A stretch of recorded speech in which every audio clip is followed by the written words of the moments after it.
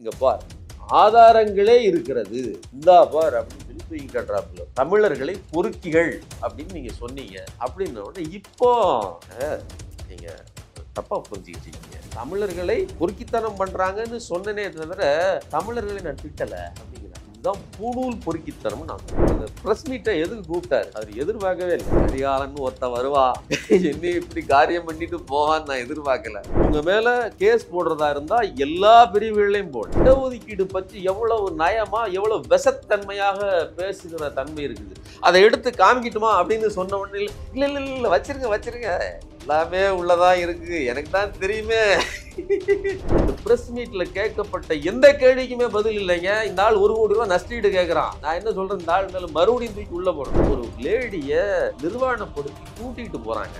அந்த வீடியோ பார்த்த உடனே பதறாது. நமக்கெல்லாம் ஒரு பெண் நிர்வாணமாகி போகும்போது ஒவ்வொரு பெண்ணுக்கும் அந்த உணர்ச்சி வரும் இல்லையா? அந்த உணர்ச்சி இங்க இருக்கக்கூடிய பெண்களுக்கு வந்து, இங்க இருக்கக்கூடிய ஒரு கவிஞர் தன்னுடைய உடலாகவே வரித்து கொண்டு அதை எழுதுவதில் என்ன குற்றம்?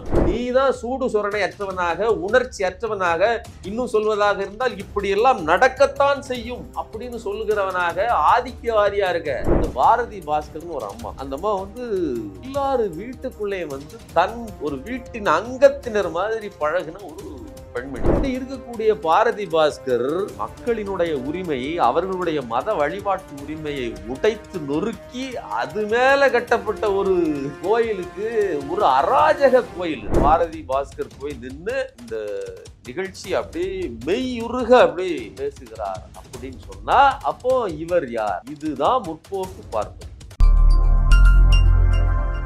ரூட்ஸ் தமிழ் பார்வையாளர்களுக்கு வணக்கம். இந்த வீடியோவில் நம்ம கூட அரசியல் விமர்சகர் தோழர் சுமன் கவி இணைந்திருக்கிறார். வணக்கம் தோழர்.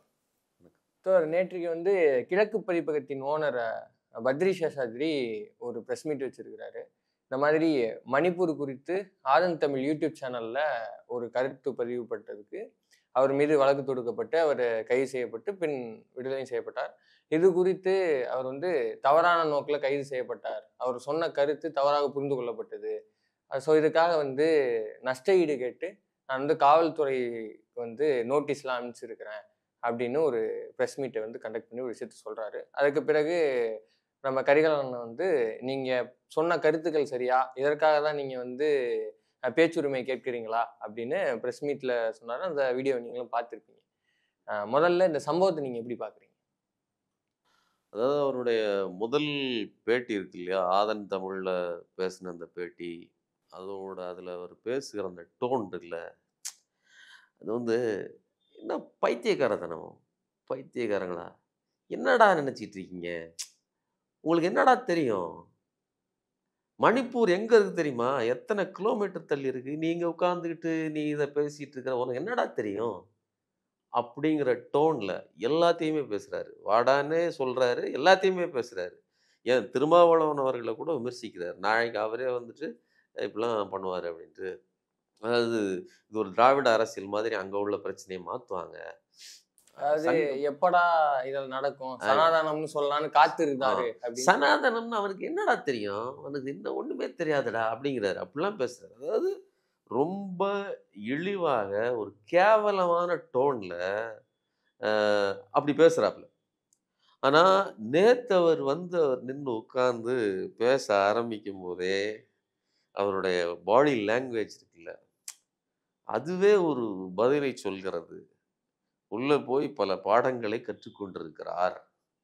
அதாவது பூதேவர்களாக நாங்கள் இருந்தோம், நாங்கள் இல்லைல்ல, நீங்கள் சாதாரண மனுஷன்தான், உங்களுக்கும் வியர்வை உண்டு, உங்களுக்கும் எல்லா வகையான மலங்களும் உண்டு, நவ துவாரங்கள் உண்டு, எல்லா விதமான உபாதைகளும் உண்டு அப்படிங்கிறத அங்கே போய் கொஞ்சம், ஏன்னா நம்ம ரெட்டி கூட, அதாவது அமர் பிரசாத் ரெட்டி கூட சொன்னார் இல்லையா, கொசுக்கடி அப்படி சில இதெல்லாம் பாத்ரூம்ல பிரச்சனை, பாத்ரூம் பிரச்சனை அப்படி. இப்போ இந்த பூதேவர்கள்லாம் அந்த வாழ்ந்த அந்த சொர்க்க வாழ்க்கையில் இருந்து கொஞ்சம் நழுவி ஒரு 3 நாள் தான் நினைக்கிறேன் அவர் இருந்தது அதிகபட்சம், அதுக்கு மேலே இல்லை. அதுக்குள்ளே ஜாமீன் வாங்கிட்டு வெளில வந்துட்டாரு.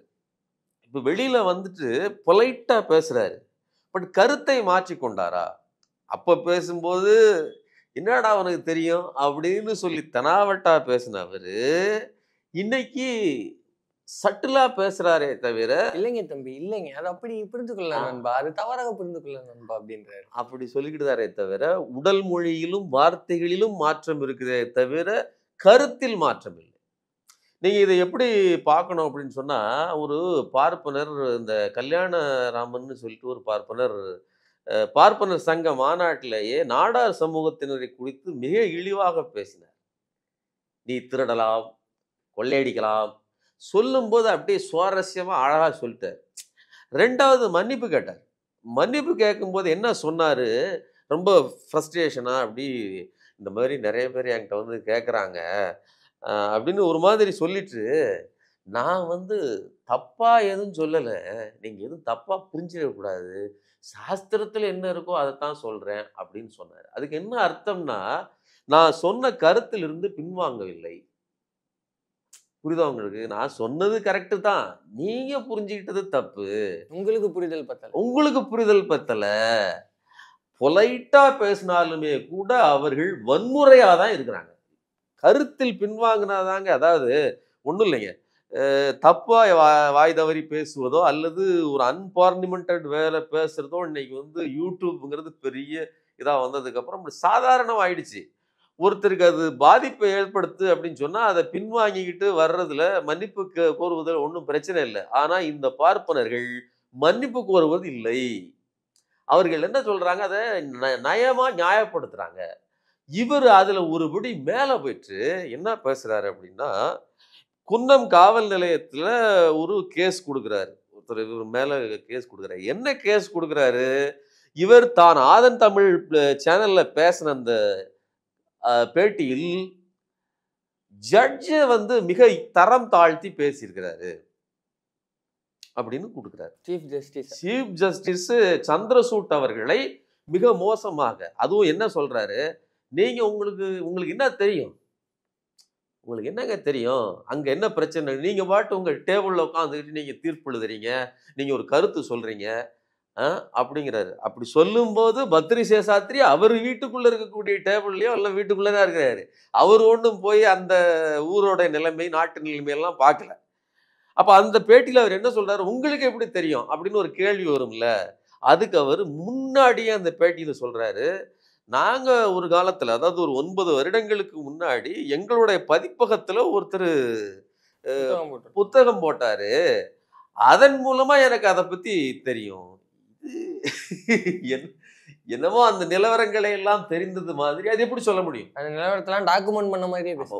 முதல் ஒரு விஷயம், அப்படி நீங்க ஒரு ஜட்ஜு ஒரு தீர்ப்பை வழங்குவதாக இருந்தால், உங்களுக்கு என்ன தெரியும் அப்படின்னு கேட்டீங்கன்னா, ஒரு திருமணமான தம்பதிகளுக்குள்ள இருக்கக்கூடிய பிரச்சனை குறித்து கூட ஒரு ஜட்ஜி தீர்ப்பு வழங்க முடியாது. ஏன்னா, என் வாழ்க்கைக்குள்ள இருக்கிற பிரச்சனை உனக்கு எப்படி தெரியும்? அப்படின்னு புருஷன் கேட்டான்னா என்ன செய்வீங்க? பொண்டாட்டி டார்ச்சர் பண்றா அப்படி இல்ல டார்ச்சர் பண்றான் இவன்னு சொல்லி கேஸ் போகுது. 2 பேரையும் விசாரிக்கிறாங்க. விசாரிச்சுட்டு தங்கள் கருத்தை சொல்கிறார்கள். 2 பேர்ட்ட இருந்து வந்த தகவல வச்சு ஒரு தீர்ப்பு எழுதுறாங்க. இவங்க வாழ்க்கைக்குள்ள இருந்தா இவங்க சொல்றாங்க, "உங்க வீட்ல 2 பேரும் இப்படி சண்டை போடுறீங்க. இப்படி இப்படி பிரச்சனை இருக்கு." அப்படின்னு புரிஞ்சுக்கிட்டா சொல்றாங்க. அப்ப உங்களுக்கு என்ன தெரியும்? பார்ப்பனர்கள் கேள்வி கேட்டு நம்மள வந்து கிறுக்கனாக்குறதா இருந்தா எப்படி வேணாலும் ஆக்க முடியும். அது எப்படி ஆகுறாங்க? ஆனானப்பட்ட சந்திரசூட்டு உச்சநீதிமன்றத்தின் நீதிபதியே வந்து உனக்கு அறிவு பத்தாது அப்படின்னு இழிவுபடுத்துகிற அளவிற்கு இவர்கள் பேசுகிறார்கள். ஸோ அந்த அடிப்படையில தான் இந்த கேஸ் குடுக்கப்பட்டிருக்கு. ஆனா அந்த அந்த ஒரு விஷயம் மட்டும் தான் இவர் செஞ்சாரான்னா கிடையாது. தமிழர்கள பொறுக்கிகள் அப்படின்னாரு. பொறுக்கிகள், தமிழர்கள் பொறுக்கிகள் அப்படின்னு நேரடியா சொல்லலைங்க. பொறுக்கித்தனம் அப்படின்னு அத சொல்றாரு. கான்டெக்ஸ்ட் அதுதானே. இந்த தமிழர்களின் பொறுக்கித்தனம் அப்படிங்கிறாரு. வார்த்தையை முன்ன பின்ன போட்டாப்புல அர்த்தம் அர்த்தம் அதுதான். இப்ப இதையெல்லாம் வந்து கரிகாலன் கேட்கிறார். உண்மையிலேயே இந்த இவ்வளோ பெரிய மீடியாக்கள் இருக்கிறது.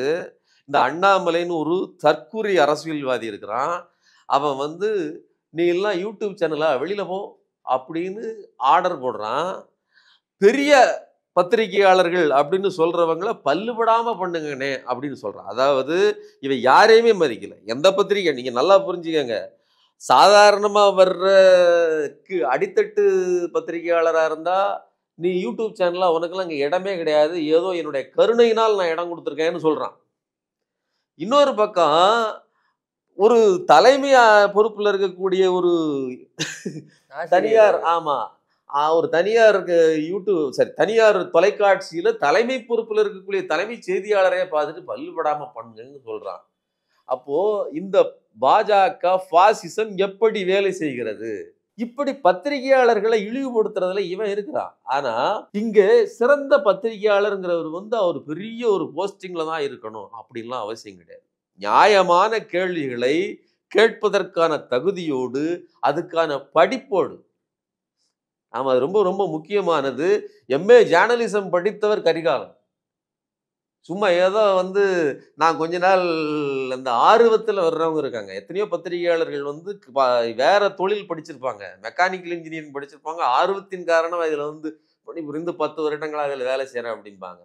அப்படி இல்லை, MA ஜேர்னலிசம் படித்தவர் அவரு கேள்வி கேட்கிறார். அவர் வெறுமனே கேள்வி மட்டும் கேட்கவில்லை, தமிழ்நாட்டு மக்களின் உணர்வுகளை கேட்கிறார்.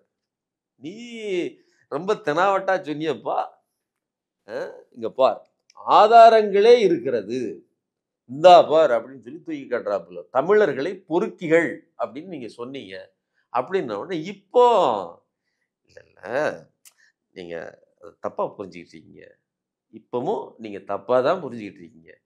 நான் சொன்னது ரைட்டு தான், சரிங்களா? தமிழர்களை பொறுக்கித்தனம் பண்றாங்கன்னு சொன்னனே தவிர தமிழர்களை நான் திட்டல அப்படிங்கிறாங்க. இதுதான் உண்மையான பொறுக்கித்தனம், இதுதான் பூணூல் பொறுக்கித்தனம்னு நான் சொல்றேன். எவ்வளோ பெரிய திமிரு தெனாவட்டு இருந்தா அப்படியே சட்டலா அமைதியா இருக்கிற மாதிரி சிரிச்சுக்கிட்டு அந்த வக்கீல் இல்லை நீங்க குறுக்கு விசாரணை பண்ணிட்டீங்களா? குறுக்கு விசாரணை எல்லாம் பண்ணலரா ஐயா, நீங்க நிக்கிறீங்களே, இத்தனை பேசியிருக்கீங்களே, இதுக்கு என்ன அர்த்தம் அப்படின்னு துணிந்து கேட்கிற ஒருவன் உண்மையிலேயே ஒரு பட்டார்னு, அதாவது நீங்க இந்த ட்ராய் படம் பார்த்துருப்பீங்க, 4-5 இதை தூக்கி வீசுவானுங்க, சரக்குன்னு ஒரு குத்து, ஒரே குத்து அள்ளையில குத்திட்டு போவான். அந்த மாதிரியான ஒரு குத்து ஓங்கி குத்திட்டாப்புல கரிகாலன். அதாவது இதுவரைக்கும் இந்த பத்ரிக்கு என்ன இது அப்படின்னு சொன்னா, நாங்கெல்லாம் அறிவு ஜீவிகள். அவர் இதில் IITல படித்தவர், மிகப்பெரிய திறமைசாலி. நான் அதாவது திறமைசாலி மட்டுமல்ல, இந்த பார்ப்பனர்கள்ட்ட ஒரு பெரிய இது என்னன்னா, கொஞ்சம் படிச்சுட்டு மேலே வந்த உடனேயே நேரடியாக சங்கின்னு நாமத்தை போட்டுக்கிட்டோ இது போட்டுக்கிட்டோ அப்படியே பட்டை சொட்டையை போட்டுக்கிட்டோம்னா இந்த தமிழ்நாட்டில் பலிக்காது. அதனால மக்களுக்கு பாலிஸ்டாக இருக்கணுங்கிறதுக்காக முற்போக்குத்தனமாக பேசுவாங்க. இப்போ நமக்கு சமீபத்தில் கூட இந்த பாரதி பாஸ்கர்னு ஒரு அம்மா, அந்த அம்மா எல்லோரோடையும் சேர்ந்து, அதாவது ராஜா பட்டிமன்ற பேச்சாளர், அப்புறம் சாலமன் பாப்பையா, இந்த மாதிரியான நபர்களும் எல்லாரு வீட்டுக்குள்ளேயும் தன் ஒரு வீட்டின் அங்கத்தினர் மாதிரி பழகின ஒரு பெண்மணி. வீட்டில் தீபாவளி பட்டிமன்றம், சிறப்பு பட்டிமன்றம், பொங்கல் பட்டிமன்றம் அப்படின்னு சொன்னால் வீட்டில் கலகலக்கிறது இந்த கோஷ்டியினுடைய வார்த்தைகள் தான். அப்போ அப்படி இருக்கக்கூடிய பாரதி பாஸ்கர் ஒரு மக்களினுடைய உரிமையை, அவர்களுடைய மத வழிபாட்டு உரிமையை உடைத்து நொறுக்கி அது மேல கட்டப்பட்ட ஒரு கோயிலுக்கு, ஒரு அராஜக கோயில் அது, அது ஒரு அரசியல் நடவடிக்கை. அதை நம்மளா சொல்றோம், சங்கராச்சாரி சொல்றாரு, இது ஒரு அரசியல் நடவடிக்கை. இது ராமருக்கு தேவையான கோயில் கிடையாது, ராமன் முக்கியமான நாளில் திறக்கப்பட்டது கிடையாது, நாங்கள் சொல்லுகிற ஆகம விதிப்படி இது நடத்தப்படவில்லை. இதே பார்ப்பனர்கள் சாதாரண மக்கள், இன்னைக்கு மோடி ஒரு பிற்படுத்தப்பட்டவர், அவர் கடவுளை திறந்து வச்சு எல்லாத்தையும் சமமாக்கிட்டாரு, அப்பெல்லாம் நம்ம அதை பேசக்கூடாது. இது சமூக நீதி அல்ல. பார்ப்பனர்கள் தங்களுக்கு பிரச்சனை, அதாவது தங்களுடைய அதிகாரத்தை நிறுவிக் கொள்வதற்கு எந்த சூத்திரன் கையாலையும் எதையும் வாங்கிக் கொள்ள தயாராக இருக்கிறான். ஆனா எல்லா சூத்திரனுக்கும் அந்த உரிமை கிடையாது. இப்ப அந்த அடிப்படையில தான் ஒரு பக்கம் வெகு மக்களை கோயில் நுழைவுக்கோ அல்லது கருவறைக்குள் நுழையாமலோ தடுத்து நிறுத்துகிற, அனைத்து சாதியினரும் அர்ச்சகர்ங்கிற விஷயத்தை கனவிலும் நினைத்து பார்த்து விடாதீர்கள் அப்படின்னு சொல்லுகிற பாப்பார கூட்டம், நீங்க உள்ள வாங்கன்னு உங்களை கூப்பிட்டு வச்சு அவர் கையால் திறந்து வைக்கிறது, நீங்க போய் நின்று யார் இது பாரதி பாஸ்கர் போய் நின்று இந்த நிகழ்ச்சி அப்படியே மெய்யுருக அப்படி பேசுகிறார் அப்படின்னு சொன்னா அப்போ இவர் யார்? இதுதான் முற்போக்கு பார்ப்பனியம். நாம சோடா பாட்டில் ஜீயரை கூட நாம் மதிக்கிறோம். we want this peace. நாங்க பார்ப்பனியம்னா என்னன்னு சொல்றதுக்கு இப்படிப்பட்ட ஒரு ஆள் தேவைப்படுகிறார். நாங்க கல்யாணராமன் யாரு? Trichy Kalyanaraman. we want this peace. இந்த டிசைன் எங்களுக்கு தேவை. ஏன்னா இதுதான் உண்மையும் கூட. எங்க ஏரியாவுக்கு ஒரு நாடார் அவனை தலைகீழ கெட்டி வச்சு அடிச்சேன் அப்படின்னு சொல்றானே, we want this peace. ஏன்னா இதைத்தான் நீங்கள் நடைமுறைப்படுத்துகிறீர்கள். அதை சொல்வதற்கு உங்களுக்கு வாய் இருக்கணும். அந்த வாய் இங்க இருக்கு, எங்களுக்கு அதுதான் வேணும். சலவை தொழிலாளிகள்லாம் சலவை தொழிலாளியா தான் இருக்கணும் அப்படின்னு ஒரு பட்ட போட்ட பார்ப்பனர் பேசுகிறார். பிஏஎம்ஏ படிச்சு நீ என்ன ஆக போற, நீ என்ன இளவு பண்ண போற அப்படின்னு சொல்றானே, அந்த பார்ப்பனர் நமக்கு வேண்டும். ஆனா நாங்க ஜனரஞ்சகமா பேசுவோம், நாங்க ஜாலியா இருப்போம், மக்களோடு மக்களா இருப்போம் அப்படின்னு சொல்லிட்டு இந்த மக்களின் உரிமைகளை அடித்து நொறுக்கி அது மேல கட்டப்பட்ட பிறரின் மத அடையாளங்களை உடைத்து அது மேல் கட்டப்பட்ட ஒரு கோயிலுக்கு, அரசியல் கோயிலுக்கு நீங்க போய் நின்று மெய்யுருக பேசுவீங்கன்னா இதுதான் முற்போக்கு பார்ப்பனியம். இந்த முற்போக்கு முகத்தோடு தான் இந்த பத்ரியும் வருகிறார். ஐஐடியில் படித்தவர், முற்போக்காக சிந்திப்பவர், முற்போக்காக எழுதுபவர். அவர் இந்த விஷயத்த சொல்றார். இப்ப அவர் இந்த விஷயங்களை சொல்றபடியும் சரி, தவறாக புரிந்து கொள்ளப்பட்டது அப்படின்னு அவரு சொல்றதும் சரி, இதெல்லாம் தாண்டி அவர் டிமாண்ட் பண்ற அந்த விஷயம் இருக்குதுல்ல, எனக்கு நஷ்ட ஈடா அவ்வளவு தொகை வேண்டும் அப்படிங்கிறது, இந்த விஷயத்த நீங்க எப்படி பாருங்க? அதுதான் இதுதான் இங்க நான் ஏற்கனவே ஒரு வார்த்தை சொன்னோம்ல, பூணூல் பொறுக்கித்தனம்னு சொல்றோம் இல்லையா? தமிழர்களை பொறுக்கின்னு சொல்லிக்கிட்டு உங்க மேல கேஸ் போடுறதா இருந்தா எல்லா பிரிவுகளையும் போடலாம். நீங்க பிசி எம்பிசி விவகாரத்தில், அதாவது இடஒதுக்கீடு விவகாரத்தில் நீங்கள் சொன்ன கருத்து இருக்கு இல்லையா, அதுக்கே உங்க மேல கேஸ் போடலாம். அதைத்தான் கரிகாலன் எடுத்து காட்டுறாரு. நீங்க இங்க பிசி எம்பிசி எஸ்சி எஸ்டின்னு பிடிக்கிறீங்க, இன்னும் முட்டா எம்எம்பிசின்லாம் பிரிப்பீங்க போல இருக்கு அப்படின்னு ஒரு எரிச்சலோடு அந்த விஷயத்தை பதிவு செய்கிறார். சரிங்களா? அப்போ இடஒதுக்கீடு பற்றி எவ்வளவு நயமா, எவ்வளவு விஷத்தன்மையாக பேசுகிற தன்மை இருக்குது. அதை எடுத்து காமிக்கிட்டுமா அப்படின்னு சொன்ன உடனே, இல்ல இல்ல இல்ல வச்சிருங்க, எல்லாமே உள்ளதா இருக்கு, எனக்கு தான் தெரியுமே, இந்த வாயால நான் என்ன பேசுனேன்னு தெரியும். ஆனா அது நீங்க புரிஞ்சுக்கிட்டது மாதிரி இல்ல. Very good question, next question அப்படிதான் பதில் சொல்றாப்ல.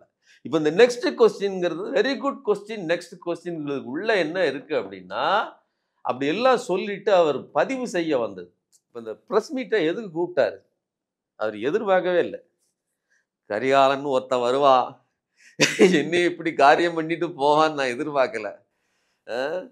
இப்போ கரிகாலம் பல பேருடைய ப்ரெஸ் மீட்டை சோழியை முடிச்சிருக்காப்புல. பல பேர் வாழ்க்கையில் இனிமேல் ப்ரெஸ்ஸையே பார்க்கக்கூடாதுங்கிற முடிவுக்கு பல பார்ப்பனர்கள் வந்ததுக்கு காரணமே கரிகாலன் தான். அப்படிப்பட்ட ஒரு சம்பவம் நடக்குன்னு அவர் எதிர்பார்க்கல. ஆனால் அவர் செஞ்சது என்னன்னா, என்னைய ஒரு காரணத்துக்காக காவல்துறை கைது செய்யுது.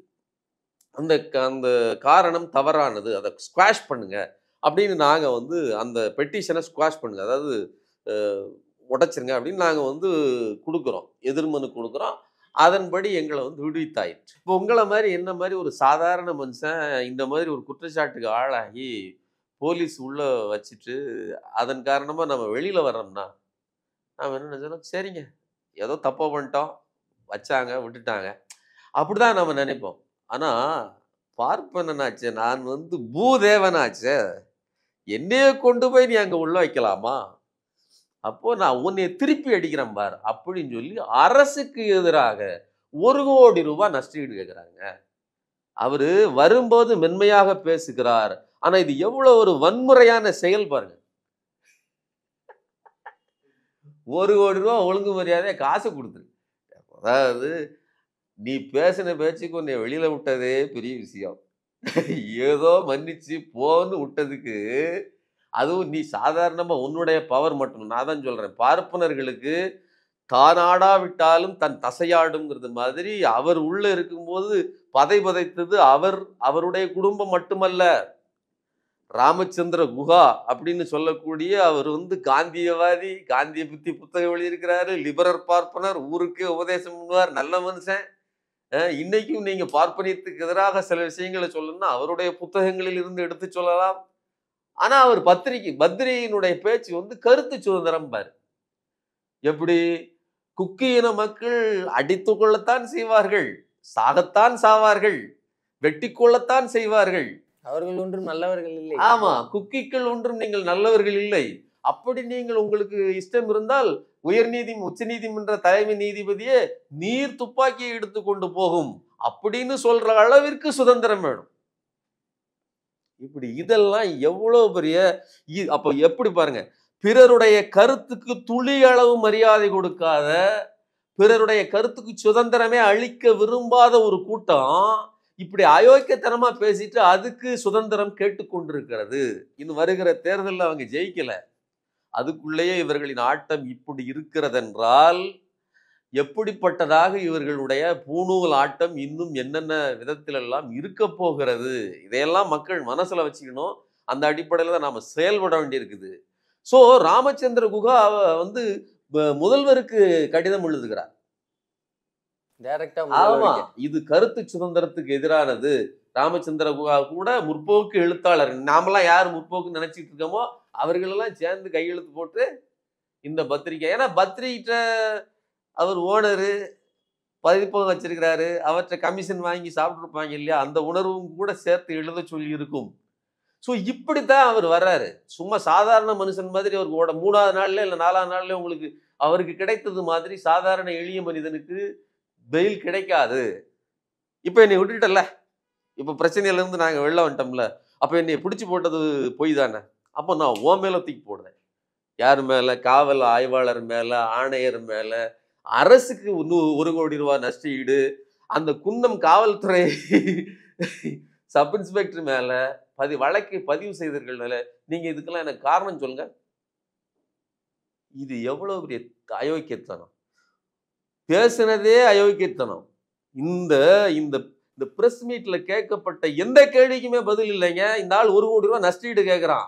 நான் என்ன சொல்றேன், இந்த ஆள் மேல மறுபடியும் தூக்கி உள்ள போடணும். தமிழர்களை, தமிழ் இன மக்களை இழிவுபடுத்திய காரணத்துக்காக, ஜாதிய ரீதியாக இவருடைய கண்ணோட்டத்தின் காரணமாக, பிறரை இழிவுபடுத்திய காரணமாக இப்படின்னு வரிசையா அவருடைய பேட்டி, அந்த ஒரு பேட்டியில மட்டுமே அவ்வளவு விஷயங்கள் இருக்கு தூக்கி உள்ள போடுறதுக்கு. அதுல ஒரே ஒரு காரணத்தை தூக்கி உள்ள போட்டாங்க, அதை விட்டுட்டாங்க. ஸோ இதுதான் பார்ப்பன பூணூல் திமிர் அப்படின்னு நம்ம சொல்றோம். அதாவது அவருடைய அந்த ஆதன் பேட்டியில தமிழர்களை பற்றி சொன்ன விஷயம், அதை தொடர்ந்து வந்து ரிசர்வேஷனை பத்தி அவர் பேசின விஷயம்லாம் நம்ம தப்பா புரிஞ்சுக்கிட்டோம் அப்படின்னு அவர் சொல்றாரு. அவர் சொல்றத வச்சு பார்த்தா நம்ம தப்பா புரிஞ்சுக்கிட்டோம். சரி, ஆனா அதுல இன்னொரு முக்கியமான கருத்தை சொல்றாரு.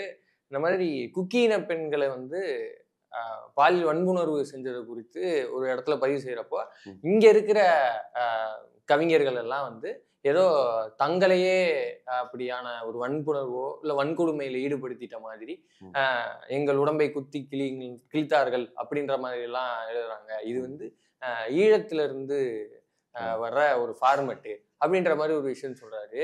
இப்ப இதை நம்ம எந்த நோக்கில் இருக்கு? அதாவது ஒவ்வொரு மனிதனும் ஒரு பிரச்சனையை தன்னுடைய பிரச்சனையாக பாவித்து கொண்டுதான் உணர்ந்து கொள்கிறார். நீங்க ரோட்ல போறீங்க, ஒரு ஆக்சிடென்ட் நடக்கு. அந்த ஆக்சிடென்ட் நடந்த உடனே உங்க அடி வயிற்றுல இருந்து ஒரு பயம் வரும். ஏன் வருது? ஒரு மனிதனே அது அந்த ஒவ்வொரு சாவிலும் தன் சாவை உணர்கிறான் அந்த மனுஷன். ஏன்னா அந்த இரத்தமும் சதையும் என்னுடையது.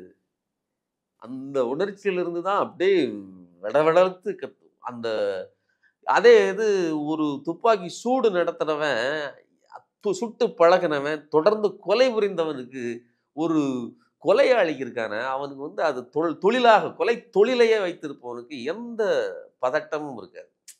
ஏன்னா அது அவனுக்கு தொழில். இது வேற, அது அடுத்தவனோட இது. இப்போ ஹிட்லருடைய நாஜி படையில் இருப்பவன் இத்தனை யூதர்களை கொன்னேன்னு சுட்டுட்டு காதை எடுத்து எண்ணிக்கைக்கு கவுண்ட்டுக்கு தூக்கிட்டு வர்றவனுக்கு வந்து குழந்தைங்களோட கொஞ்சம் விளையாண்டுக்கிட்டு இருப்பான். அவன் பிள்ளைகளோட வீட்டில் 4 பேரோட காது இருக்கும். என்னப்பா இது அப்படின்னா, இதெல்லாம் யூத மிருகங்களுடையது அப்படின்னு சொல்லி அவன் சொல்லிட்டு அவன் சாதாரணமாக கடந்து போக முடியும். ஏன் அதை சொல்கிறோம் அப்படின்னா, ஆதிக்கம் செலுத்துபவர்கள், பிறருடைய உயிரை துச்சமென மதிப்பவர்கள், தனக்குன்னு உணராதவர்கள் தான் அது நடக்கத்தான் செய்யும், அது இப்படிதான் இருக்கும் அப்படின்னு ஈஸியா பேச முடியும். ஏன் பிரச்சனை? அங்க அடிபடுகிறவன் எங்களுடைய மக்கள், என்னுடைய உணர்வில் இருந்து வருகிறான் அப்படின்னு ஒருத்தன் உணர்றான். அப்படின்னா இன்னொன்னு, நம்மளுடைய திராவிட பண்பாட்டை திராவிட கலாச்சாரம் பெரியார் நமக்கு ஊட்டி வளர்த்ததே என்ன அப்படின்னா, மற்றொருவன் உன்னை அடிக்கிறான் என்றால், உன்னை நசுக்குகிறான் என்றால் நான் உனக்கு ஆதரவாக இருப்பேன். நீ உன் மனைவியை நசுக்குகிறாய் என்றால் நான் உன் மனைவிக்கு ஆதரவாக இருப்பேன். இதுதான் சமத்துவத்துக்கான கோட்பாடு. எங்கே நசுக்குதல் ஏற்படுகிறதோ அந்த நசுக்குதலுக்கு எதிராக சண்டை புரியணும். சரிங்களா? இது சேகுவேரா தூக்கி இது துப்பாக்கியை போட்டுட்டு அடுத்த இடத்துக்கு கிளம்புனதும் அதே காரணம் தான். சரிங்களா? எங்க நசுக்குகிறார்களோ, எளிய மக்கள் நசுக்கப்படுகிறார்களோ, அவர்கள் நசுக்கப்படுகிறவர்களின் பக்கம் நின்று நான் போராடுவேன். இதுதான் மனிதநேயம், இதுதான் பெரியாரியம். இப்ப இதை உள்வாங்கிக்கிட்டு தான் இந்த தமிழ் மண் இருக்கிறது. இந்த தமிழ் மக்களுக்கு இதுதான் புரியுது. இந்த வடகிழக்கு மாநிலத்தில், மணிப்பூரில் குறிப்பாக அங்க இருக்கக்கூடிய இராணுவ சட்டங்களுக்கு எதிராக, போலீஸ் ஒடுக்குமுறைக்கு எதிராக போராடியவர்கள் ஒரு காலத்துல மெய்த்தீயின பெண்கள். அன்னைக்கு மெய்த்தீயின பெண்களுக்கும் அந்த மணிப்பூர் மக்களுக்கும் ஆதரவாக நம்ம பேசணும்.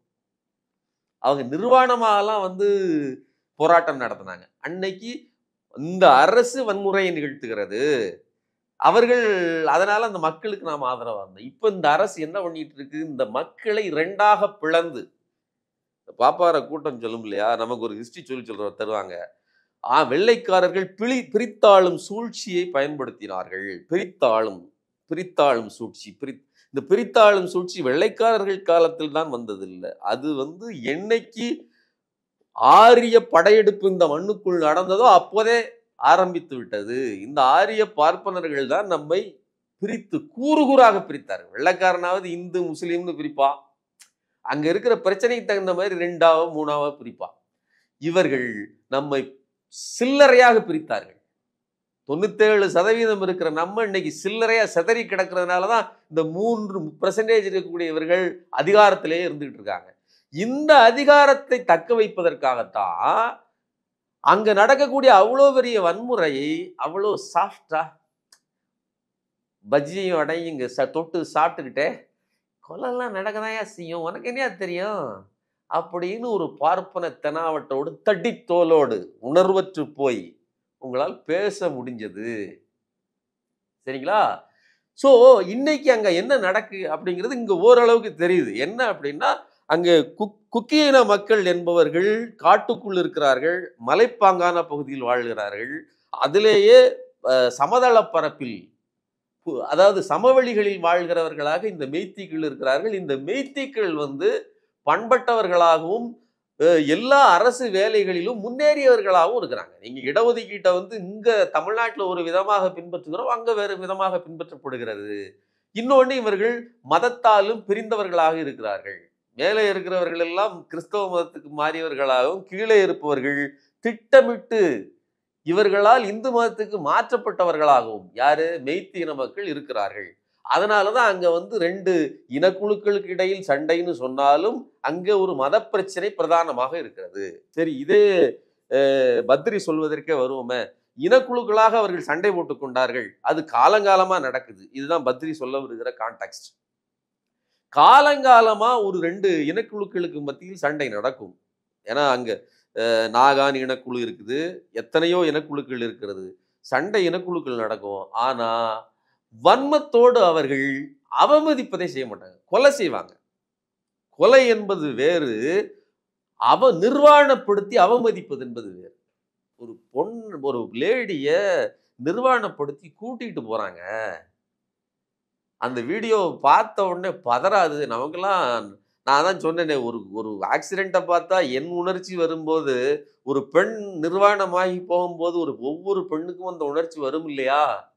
அந்த உணர்ச்சி இங்க இருக்கக்கூடிய பெண்களுக்கு அவர்கள் ஏற்கனவே ஈழத்தில் நடந்த போர், அதில் நடந்த பிரச்சனைகளை எல்லாம் பார்த்திருக்கிறார்கள். இங்க இருக்கக்கூடிய ஒரு கவிஞர் தன்னுடைய உடலாகவே வரித்து கொண்டு அதை எழுதுவதில் என்ன குற்றம்? நீதான் சூடு சொரணை அற்றவனாக, உணர்ச்சி அற்றவனாக, இன்னும் சொல்வதாக இருந்தால் இப்படியெல்லாம் நடக்கத்தான் செய்யும் அப்படின்னு சொல்லுகிறவனாக ஆதிக்கவாதியா இருக்க. நாங்கள் அடிமைப்பட்டவர்களுக்கு ஆதரவாளர்களா இருக்கிறோம், இப்படி சொல்றதுல என்ன குற்றம்? அப்போ அந்த இடத்துல அப்படி சொல்லத்தான் செய்வார்கள் அப்படின்னு சொல்லிட்டு இப்படி தங்கள் உடலாகவே வரித்து கொண்டு பேசுவார்கள், கவிதை எழுதுவார்கள். எங்கள் உடலை குத்தி கிழித்தார்கள், எங்கள் மார்புகளை கிழித்தார்கள்னு எழுதி கவிதை எழுதுவார்கள் அப்படின்னு இந்த ஆள் பதிவு செய்யறான். இதெல்லாம் தான் ஒரு அராஜகமான பார்ப்பனியம் மென்மையானது அப்படின்னு நம்ம சொல்லிட்டு இருக்கிறோம். அவர்கள்லாம் வெஜிடேரியன், முட்டை கூட சாப்பிட மாட்டாங்க நிறைய பேர் அப்படின்னு சொல்லிட்டு இருக்கோம். அவர்கள் வார்த்தைகளிலும், அதாவது உணவு பழக்க வழக்கத்தில், சில செயல்பாடுகளில் வெளித்தோற்றத்திற்கு மென்மையாக இருந்தாலும் உணர்வுகளில் நம்மை விட கடினமானவர்கள். நம்ம பார்க்கறதுக்கு மீசையும் அருவாலும் வச்சுக்கிட்டு சண்டை போடுறவனா ஊன்னு இருப்போம். ஆனா பூணூல் அதை விட வலுவானது. நமது ஆயுதங்கள் அங்கே தோற்று போகிறது. ஏன்னா அவர்களுக்கு உள்ளூர மனதிற்குள் மனசாட்சின்னு ஒண்ணு இல்லை. ஏன்னா ஆதிக்கம் அங்கே இருக்கிறது. அதைத்தான் அவர் பிரதிபலிக்கிறார். இப்போதும் இந்த பேட்டியிலையும் கரிகாலன் எல்லாத்தையும் 1 by 1 தூக்கி இந்தாங்கயா அப்படின்னு ஆடியோ போட்டு வீடியோ போட்டு காட்டினதுக்கு அப்புறமும் நான் திருந்த மாட்டேன், கரிகாலா நீதான்ப்பா தப்பா புரிஞ்சிட்டு இருக்கிற, நான் சரியாத்தான் பேசிட்டு இருக்கிறேன்னு சொல்றதுங்கிறது எவ்வளவு பெரிய அயோக்கியத்தனம்னு மக்களுக்கு புரிந்திருக்கும். ஓகே சார், இவ்வளவு நேரம் அவருடைய குறுக்கு விசாரணையை குறித்து இவ்வளவு நீண்ட ஒரு பேட்டி கொடுத்ததுக்கு ரொம்ப நன்றி. இந்த விஷயத்துல தமிழ்நாடு அரசோ காவல்துறை என்ன மாதிரியான பதில் நடவடிக்கை எடுக்குங்கிறத பொறுத்திருந்து பார்ப்போம். நன்றி. நன்றி.